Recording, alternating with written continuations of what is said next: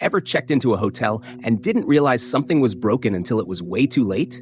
No hot water, a toilet that won't flush, or worse, something growing in the shower head. Yeah, it happens. That's why the first thing you should always do, before unpacking, before flopping onto the bed, before touching anything, is head straight to the bathroom and turn on the shower. Before you even check out the view or drop your bag on the bed, go straight to the bathroom. This one's non-negotiable. Check the water pressure. Let it run hot. Flush the toilet too. Yes, seriously.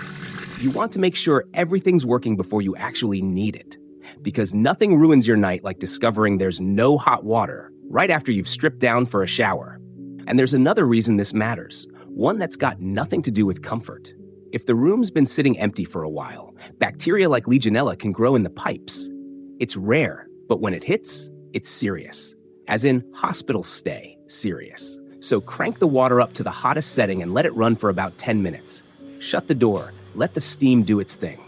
That heat helps kill anything lingering and clears out stale water that's been sitting in the system. Is it overkill? Maybe.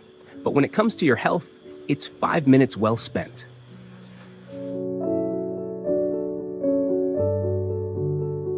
Looks spotless? Don't be fooled. Bedbugs don't care how fancy the room looks. It doesn't matter if you're staying at a budget motel or a fancy 5-star.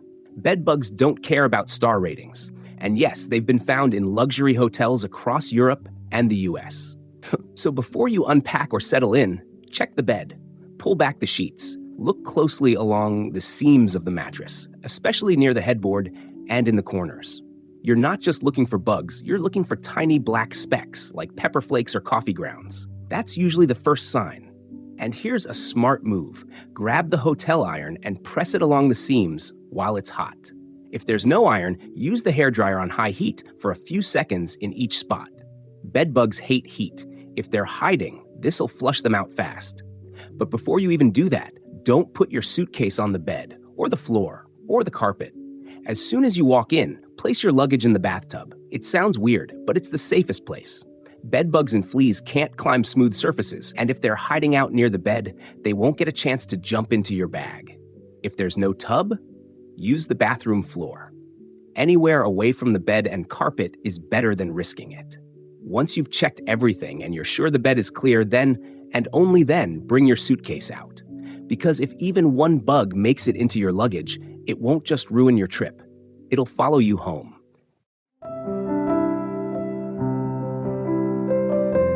Just because the bed is made doesn't mean it's been cleaned.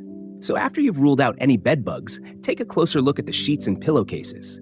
Run your hand over the surface. Do they feel crisp and fresh, or a little too wrinkled, like someone just laid on them? And here's the test I swear by. Check the pillowcases for stray hairs. If you find even one, that's a red flag. Most hotels do change sheets between guests, but mistakes happen. Now look at the fitted sheet and the blanket. Any odd stains, crumbs, or weird smells? Request a replacement. Don't hesitate. You're not being picky. You're asking for the basics. And one more thing. If there's a decorative throw or bed scarf across the foot of the bed, just fold it up and move it aside. Those almost never get washed between guests. They look nice, sure, but you don't want them near your face. This whole check takes less than a minute, but it gives you peace of mind for the entire night.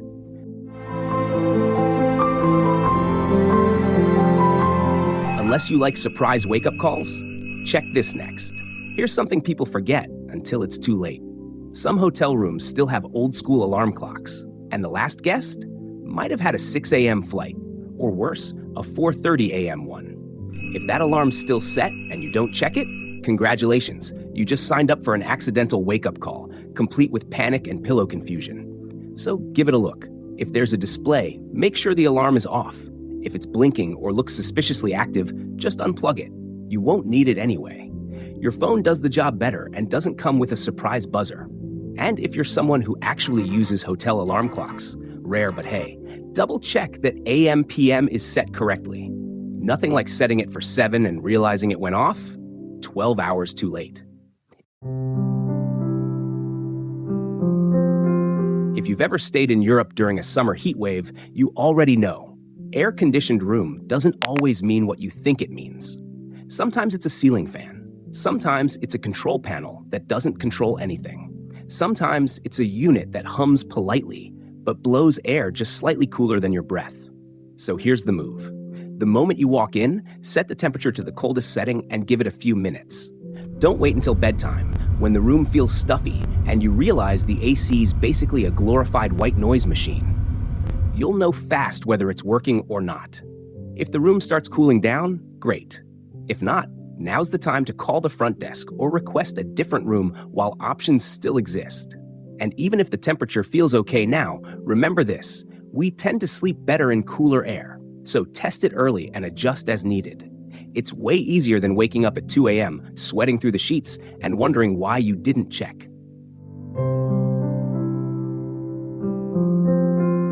You'd be surprised how many hotel rooms have at least one light that doesn't work, or an outlet that looks fine but gives you absolutely nothing.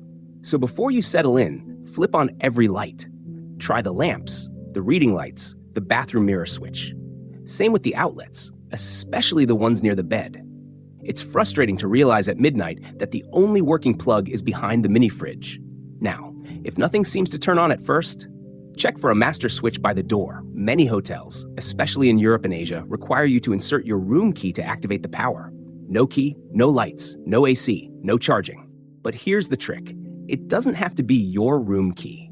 Any stiff plastic card usually works. Yes, even your Costco card can power your vacation now. Slip it in the slot and boom, electricity stays on while you head out. Why does this matter? Because if you're trying to charge your phone or run the AC while grabbing dinner, you don't want everything shutting off the moment you walk out the door. Take 2 minutes to check all this up front. Your future self, scrolling in bed with a fully charged phone, will thank you.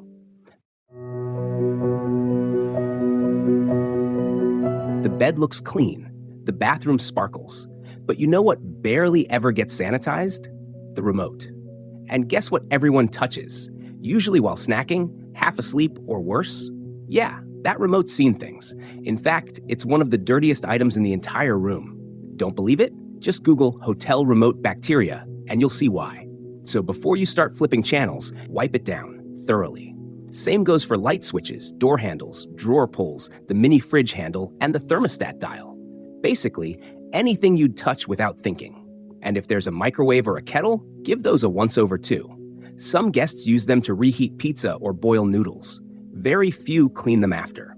This isn't about being paranoid.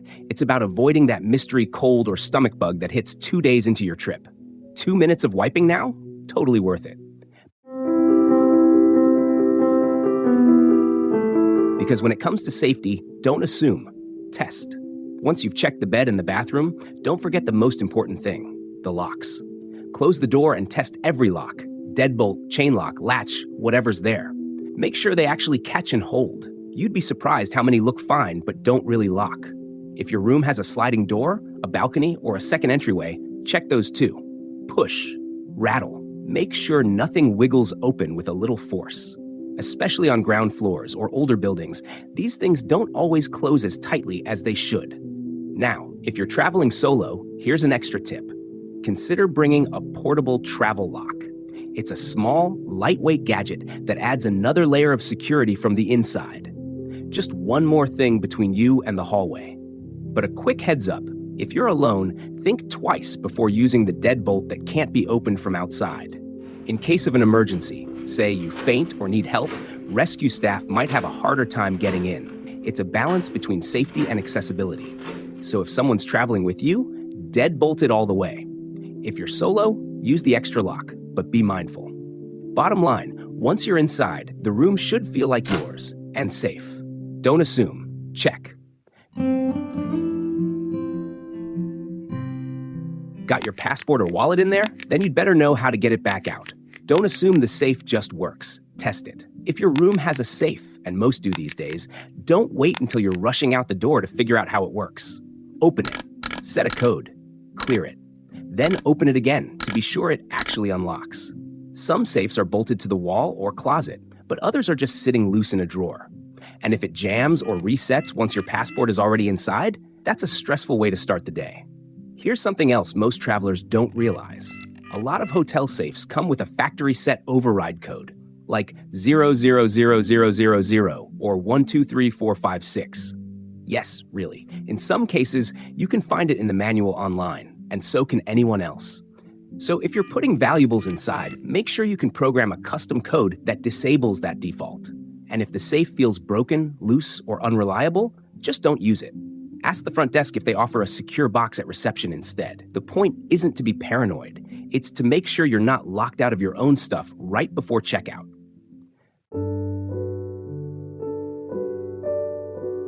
Minibars, tiny, overpriced, and surprisingly sneaky. If your room has one, don't just assume everything's in order. Open it, count the drinks, check the snacks. If anything's missing, half-eaten, or already opened, call the front desk before they call you. Why? Because some hotels use automated sensors, outdated inventory lists, or just good old-fashioned human error to charge you for stuff you didn't touch. So take 15 seconds to snap a quick photo of what's inside, time-stamped, just in case. That way, you're not stuck explaining a $22 bottle of whiskey you never saw, let alone drank, let alone enjoyed. And if you want to use the fridge for your own food or drinks, ask first. Some mini bars are pressure sensitive, and even moving a soda can half an inch could trigger a charge. It might feel overcautious, but it can save you from an awkward checkout conversation and an even more awkward credit card dispute.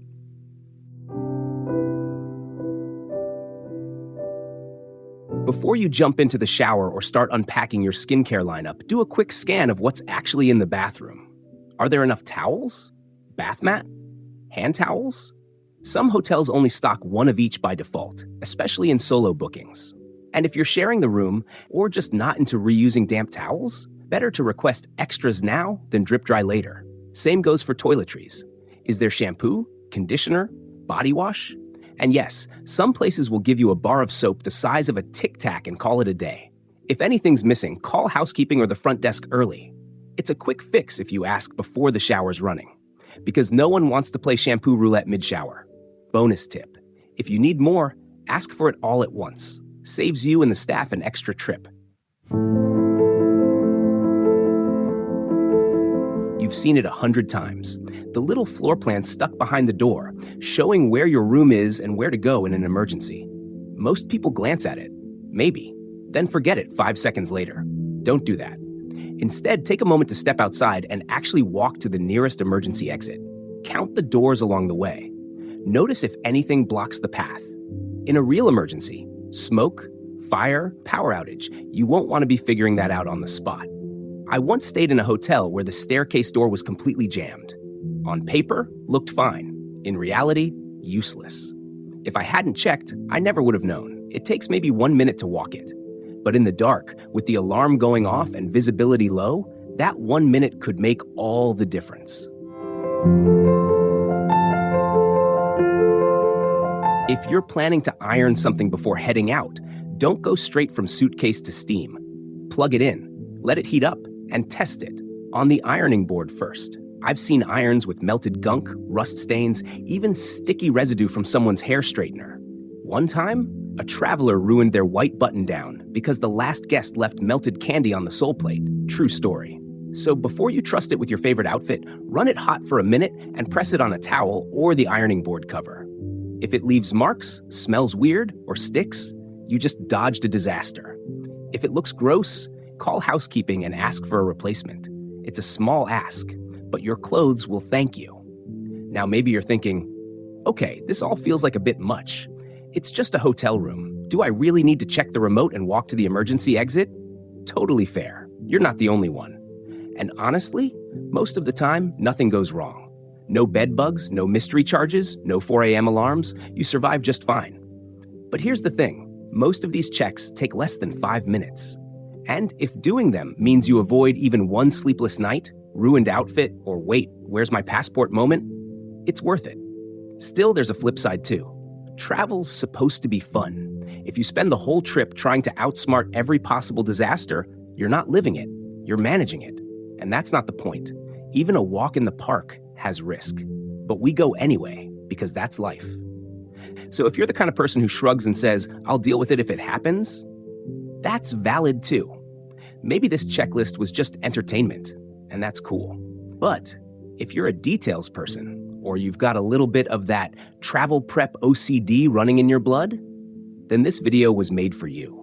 Either way, thanks for being here. And if you want more tips that actually make your trips smoother without the fluff, hit subscribe. I post new videos every week to help you travel smarter, sleep better, and skip the stuff no one warns you about. See you in the next one.